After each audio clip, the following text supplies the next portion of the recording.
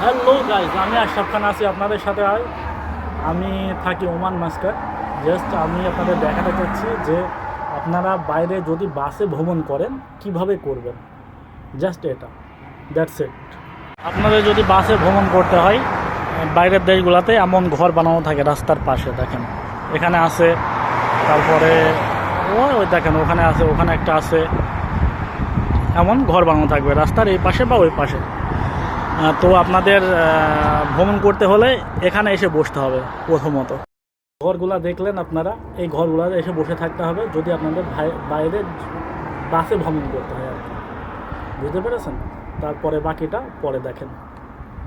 Guys, এখানে সবাই বাসের জন্য অপেক্ষা করছে, দেখতে পাচ্ছেন আপনারা সবাই দেখতে পাচ্ছেন এখানে বাসের জন্য সবাই অপেক্ষা করছে, বাস আসবে। কিন্তু বাস আসলে এখানে বাস আসলেই বাসে উঠে গেলে হবে না, ঠিক আছে? এখানে বাস আসলে আগে টিকিট সংগ্রহ করতে হবে। অবশ্যই বাসে গেটে গিয়ে টিকিট সংগ্রহ করতে হবে, তারপরে বাসে উঠতে হবে। দেখেন আপনারা বাস আসবে, এখনই বাস আসতেছে গাইজ, সবাই দেখেন বাস আসছে। এবার সবাই এক এক করে টিকিট কাটবে।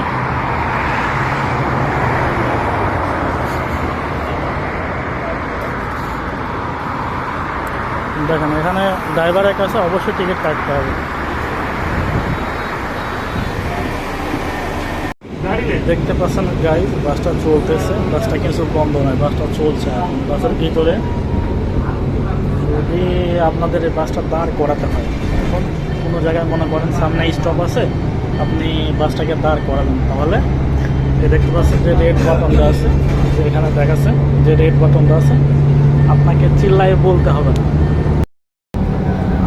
চিল্লাইয়ে বলতে হবে না যে আপনি দাঁড়ান বা কি, এমন কিছু আপনাকে বলতে হবে না। আপনি জাস্ট যে লাল বাটনটা দেখলেন ওটাতে চাপ দিলে সামনে যদি স্টপ থাকে সামনের স্টপে বাসটা দাঁড়ায় যাবে।